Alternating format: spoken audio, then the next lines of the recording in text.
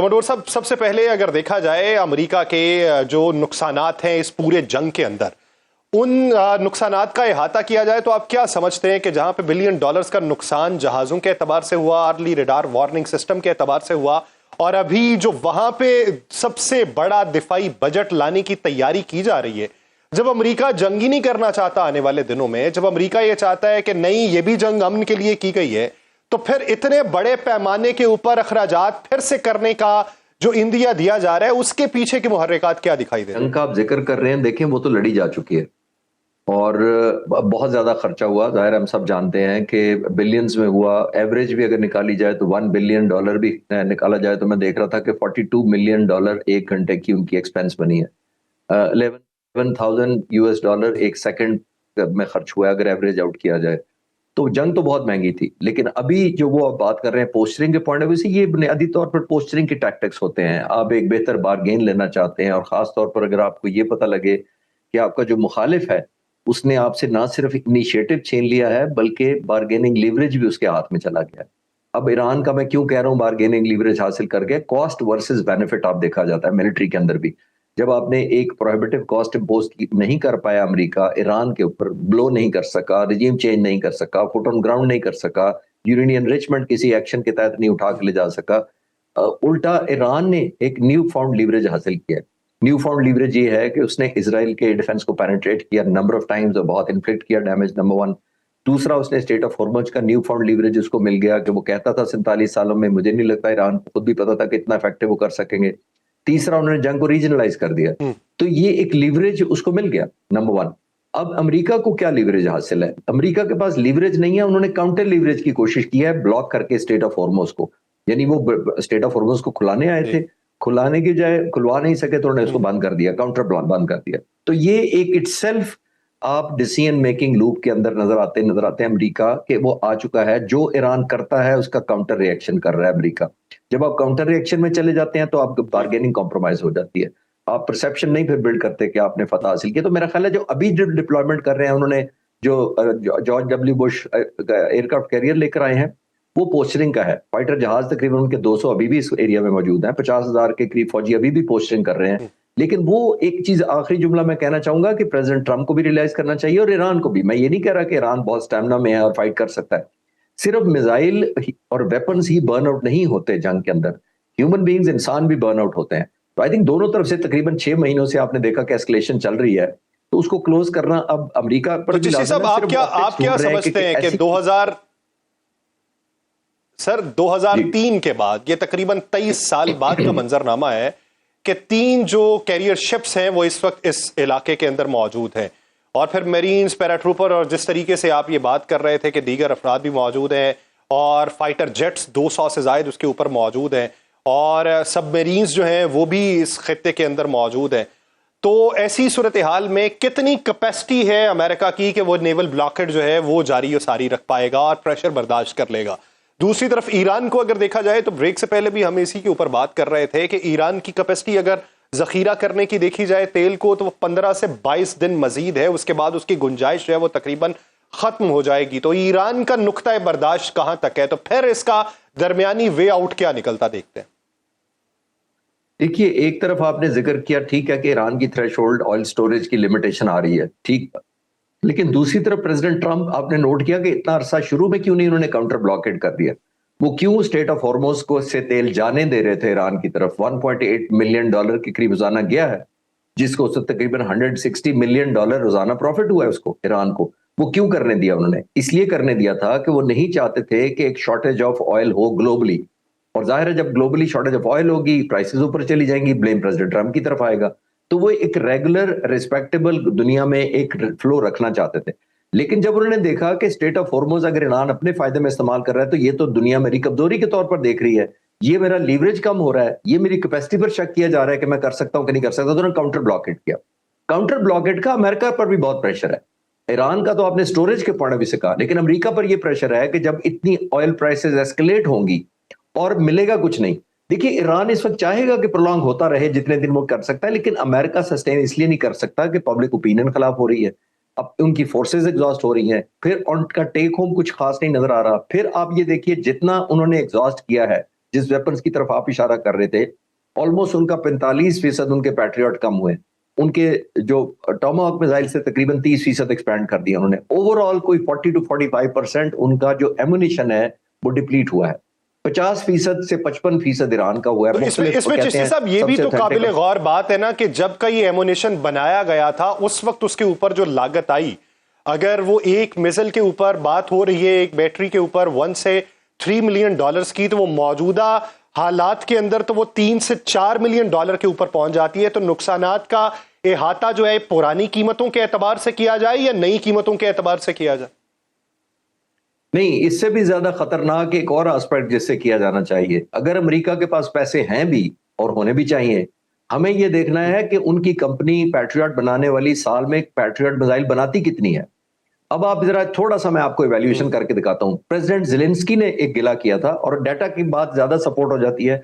President Zelensky से 8 दिन बाद जब जंग हुई थी, सिर्फ ईरान की अभी शुरू हुई थी, तो प्रेसिडेंट ज़ेलेंस्की ने ये शिकवा किया था प्रेसिडेंट ट्रंप से कि मैं 200 पैट्रियट मांग रहा हूं कई महीनों से, मुझे नहीं दिए गए रूस के खिलाफ। लेकिन वो उन्होंने कहा कि अमेरिका ने 8 दिनों में 2000 पैट्रियट फायर कर दिए। 2000 पैट्रियट का अगर कैलकुलेट करें तो उनकी कैपेसिटी सिर्फ 90 पैट्रियट पर ईयर बनाने की है। कॉस्ट को छोड़ भी दें, 90 पैट्रियट का मतलब है वो 20 साल बनाते रहेंगे जो 2000 उन्होंने फायर किए। इस वक्त ये फास्ट फॉरवर्ड नहीं होता। मैथमेटिक्स बड़ी रूथलेस और क्रूअल होती है। वो कैलकुलेटर वही जवाब देगा सबको जो कहेगा कि आप इतनी जल्दी ये मिसाइल और वेपन्स नहीं बना सकते। एक और यासिर साहब स्ट्रेटेजिक एक पॉइंट ऑफ व्यू हमें ज़हन में रखना चाहिए कि अगर अमेरिका का 45% एग्जॉस्ट हो जाता है और ईरान का 55% हो जाता है तो अमेरिका के लिए बहुत सीरियस कंसर्न है। क्यों? क्योंकि ईरान ने सिर्फ अपने वेपन से अमेरिका के खिलाफ और इजराइल के खिलाफ अपने आप को दिफा करना है। अमेरिका ने सिर्फ ईरान को नहीं तबाह करना था या अपनी बातें मनवानी थी। अमेरिका ने इजराइल की कॉन्टीजेंसी सारी संभालनी होती है। इजराइल ने यूक्रेन को सपोर्ट करना होता है। इजराइल ने ताइवान के खिलाफ चाइना को डिटर करना होता है। तो जिसका मतलब ये हुआ स्ट्रेटेजिक पॉइंट ऑफ व्यू से कि अगर अमेरिका का ये डिप्लीट हो रहा है वेपन, जो हर मिसाइल या ड्रोन या बैलिस्टिक या टोमाहॉक ईरान के खिलाफ फायर हो रहा है, तो वो एक विंडो ऑफ वल्नरेबिलिटी चाइना के खिलाफ ताइवान के सब्जेक्ट पर बढ़ा रहा है। विंडो ऑफ वल्नरेबिलिटी अमेरिका की, अमेरिका नहीं चाहेगा। अभी आपने देखा उनके जनरल्स और एडमिरल्स को और सेक्रेटरीज को क्यों फायर किया जा रहा है? इस वजह से कि वो प्रेसिडेंट ट्रंप को एक न्यू फाउंड रियलिज्म की तरफ जा रहे हैं कि आपने 10-15% फायर करके एक्सपेंड करके रफली आपने तो विक्ट्री ले लेनी थी एक हफ्ते के अंदर, वो नहीं हो सकी। अब आप वेपन्स किए जा रहे हैं तो हमारी जो डेटरेंस है, जो जिसको मैं window of vulnerability against China कह रहा हूं, इवन यूक्रेन कह रहा हूं और इवन इजराइल कह रहा हूं, वो डिप्लीट हो रही है, वो बहुत एक्सपोज हो रही है। उसके अंदर कोई रॉकेट साइंस नहीं है। तो आई थिंक ईरान तो चाहेगा और चाइना भी चाहेगा कि जितने वेपन एक्सपैंड हो रहे हैं, चाहे वो सप्लीमेंट कर दे ईरान को बाद में अपने हार्डवेयर और मिलिट्री से, लेकिन वो तो चाहेगा कि इधर एक्सपैंड होकर अमेरिका की डेटरेंस खासतौर पर ताइवान पर डिटेरिएट हो जाए। अच्छा चिश्ती साहब, एक चीज और बताइए कि अभी ईरान की एक खबर मंजर-ए-आम पे आई, मैं पढ़ रहा था, रोया न्यूज से रिपोर्ट कर रहा है कि ईरान ने कहा है कि वो अपनी डिफेंसिव टेक्नोलॉजी जो है वो इंडिपेंडेंट कंट्रीज को बेचने को तैयार है। तो ऐसे वक्त में जैसे आप ये कह रहे हैं कि वो तो सिर्फ अमेरिका और इजराइल के मद्दे मुकाबिल वो सारी तैयार कर रहा है, तो क्या इसे एक पॉलिटिकल स्टेटमेंट या प्रेशर टैक्टिक के तौर पे देखें या फिर इसे अमेरिका के लिए एक अलार्मिंग सिचुएशन और खित्ते के दीगर ममालिक के लिए एक नई अपॉर्चुनिटी के तौर पे देखें? देखिए, ये कोई सरप्राइजिंग न्यूज मेरे लिए तो नहीं है। वो इसलिए नहीं है कि जब से इन्होंने शायद ड्रोन बनाना शुरू किया है, इसमें तो कोई शक नहीं, हम सारे डिबेट कर सकते हैं 15,000 से लेकर 45,000 या 50,000 जितना वो ड्रोन है एज कम्पेयर टू पैट्रियट जो 3 मिलियन कह रहे हैं और आप कह रहे हैं कि अभी एस्केलेशन लगा के 4-5 पे हो गया होगा। ठीक, तो ये तो कोई जिसको कहते हैं ना कि कोई बैलेंस ऑफ एक्सपेंस है ही नहीं, इतने सस्ते ड्रोन। और ये न्यूज मेरी इसलिए नहीं है कि शाहिद ड्रोन तो रूस ने लिए हैं ईरान से और वहां पे सेटअप किया उसने मैन्युफैक्चरिंग। फिर ऑन टॉप ऑफ दैट रूस ने उनको एंटी जैमिंग और नेविगेशन बढ़ाकर ज्यादा लीथल किया है, उसका पेलोड बढ़ा रहा है। अब तो ये न्यूज आई थी कि रूस ने जो अपग्रेडेड वर्जन है वो चाइना को दी है कि आप इंप्रूव्ड वर्जन अपनी ही मेरे बनाए हुए यानी इस्तेमाल करना शुरू करें। तो आई थिंक ईरान तो पहले ही रूस को कर रहा है और ज्यादा मुल्कों को जाहिर है जब रिटेलिएशन होगी और अमेरिका का ब्लॉकेड सख्त होता जाएगा तो फिर वो ऑयल के अलावा भी अपनी एक्सपोर्ट का जो सोचना शुरू करेगा। और बाय द वे ये ज़हन में रखनी चाहिए कि मेरा ख्याल है इस पूरे खित्ते के अंदर ईरान इस वक्त सबसे बड़ी ड्रोन फोर्सेस या ड्रोन फैक्ट्रीज या मैन्युफैक्चरिंग कैपेबिलिटी है ईरान की इस वक्त। तो उसको तो डे वन पे पता था कि उसको कंटिन्यूसली ड्रोन चाहिए। एक रिपोर्ट कहती है कि 10,000 के करीब वो एक महीने में बनाते हैं। जाहिर है 2.5 मीटर के करीब एक छोटा सा वो इंजन मोटरसाइकिल का लगता है, 50 किलोमीटर पे जाता है, 60 लीटर के करीब उसमें फ्यूल डलता है, और जब 1000-1500 किलोमीटर जा पहुंचता है तो इससे इकोनॉमिकल वॉरफेयर क्या होगी जब उधर से पैट्रियट फायर हो रहे हैं। तो I think balance of weapon expense जो हुआ है वो बहुत ज्यादा अमेरिका के खिलाफ गया है, वो इसको भी कंपेल करेगा। स्ट्रेट ऑफ हॉर्मुज़ ब्लॉक करना बहुत महंगा पड़ रहा है क्योंकि थ्रेशोल्ड अमेरिका की आय चाह रही है, क्योंकि तेल सस्ता जब तक नहीं हो गया अमेरिकन नहीं मानेंगे, चाहे कांग्रेस से अप्रूवल ले ले प्रेसिडेंट ट्रंप के, मैंने जंग अप्रूव करा लिया, एथिकल और लीगल हो गई है, लेकिन अमेरिकन लोग नहीं उस वक्त तक मानेंगे जब तक ऑयल प्राइसेस नीचे नहीं आएंगे।